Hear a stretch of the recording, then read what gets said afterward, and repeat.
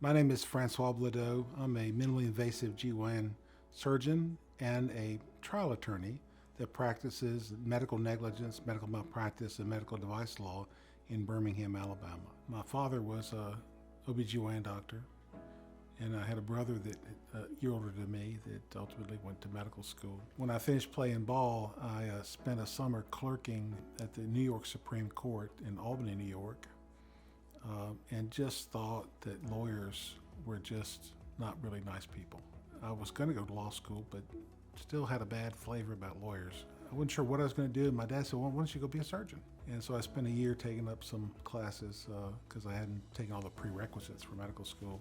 And then I went to medical school and then went to residency at Charity Hospital in Tulane in New Orleans and had a great educational experience there.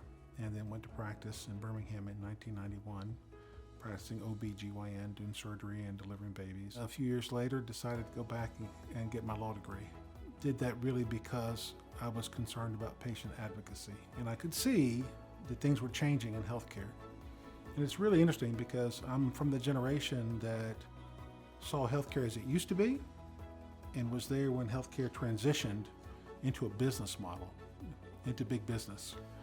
And as this big business evolution of healthcare occurred, it became really apparent to me that not only were doctors being marginalized in the process, but their patients were being marginalized in the process. So at LawMD, one of the advantages that we have is that when we get a case, we have several members that are all in different specialties.